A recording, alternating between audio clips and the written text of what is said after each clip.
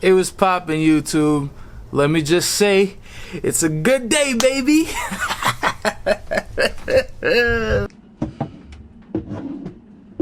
Whoa, what's going on here?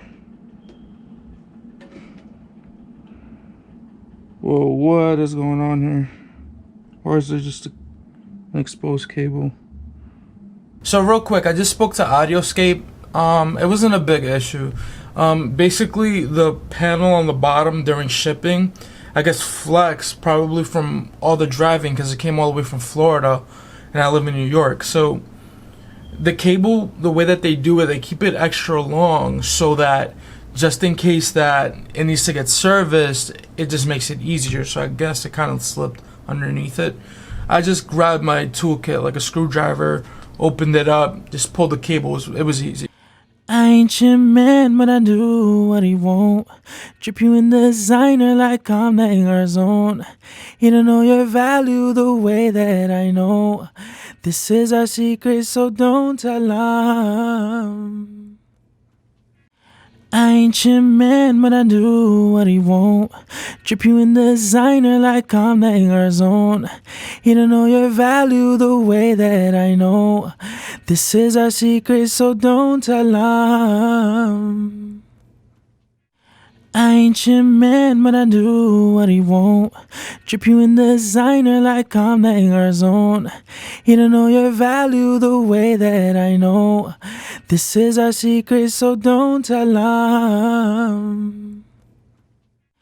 I ain't your man, but I do what he won't. Drip you in designer like I'm the hanger's on.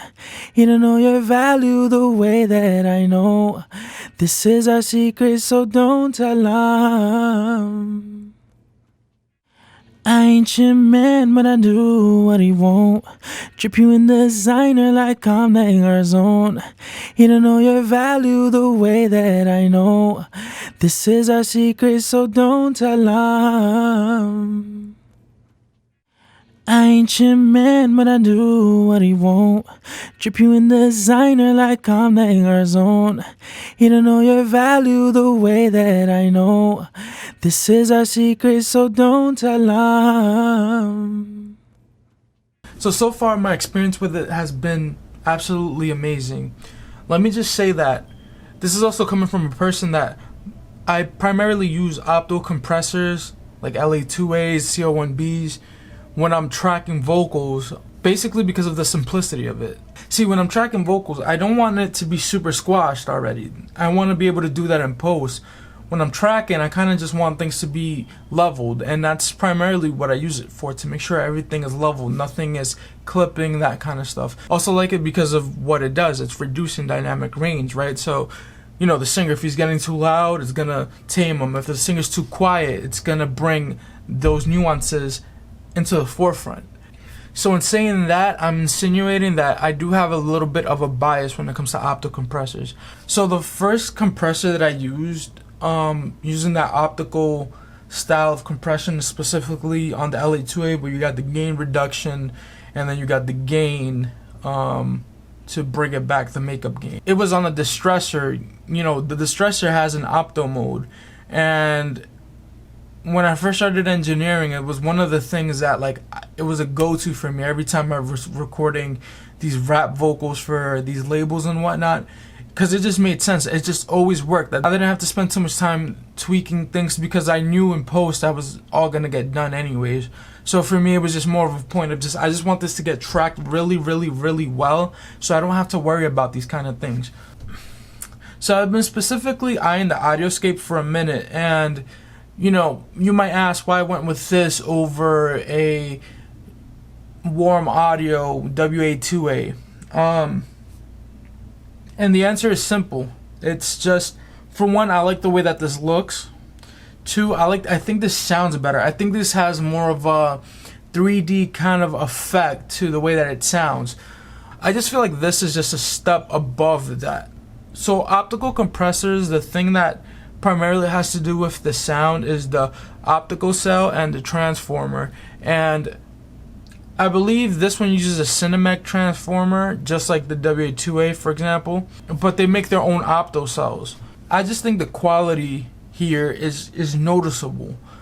It's a boutique item. Like, the fact that you can only get it within certain time periods says a lot, because you could go ahead and buy a W2A that everyone has, but I just feel like because not a lot of people have this, it sounds different. I wanted something that sounds like a LA2A, but I almost wanted it to sound unique from what everyone else would be using. One of the things that primarily drove me to buying this compressor was the fact that the customer service is fantastic. A lot of times in life, you will not get an audio company that actually wants to have a conversation with you about audio. If you go into their DMs and ask them questions about their products, it's not like they're just giving you one-handed answers, trying to get you out the way and just trying to get you to buy the product. They will sit there and explain to you what they believe in, their ideologies, and you could sit there and have a full-on audio conversation. So if you have any questions about anything, they'll be more than happy to do that for you. I can't say that about a lot of other boutique companies. Using Stam Audio, for example, right? When I think of Stam, I can't help but think of a company that just has a bad reputation for not replying to the customers or arguing with customers. And it's like, that's not the way that you want to approach things. I, for example, ordered an SA87 from them, which is their U87 clone, and I've been waiting for about 3 weeks, and considering the pandemic, you know, I'm a little bit patient, but at the same time, I need updates on what's going on. I just gave you $1,000. Where's the product? Like, what's going on? And from time to time, they'll put an update on Facebook or something like that, but that's not good enough. When a customer is spending their hard-earned money, especially in a time like this, and you're not getting responses, that's not good. Now, I haven't felt like that not one time with Audio-Scape. The whole time they've been communicating with me, and they really care about their customer service, and it shows because I can sit there and talk to them. I even told them, hey, like, let me stop annoying you, when I was DMing them. And they were like, oh, no, don't worry about it. We're not like other companies. We like to talk. You feel me? Like, they like to have a conversation about audio. And that's the type of company that you want to give your money to. That's the type of company that I want to back, especially small companies like that. But that being said, I want you guys to maybe go on their website. I'll link it down below.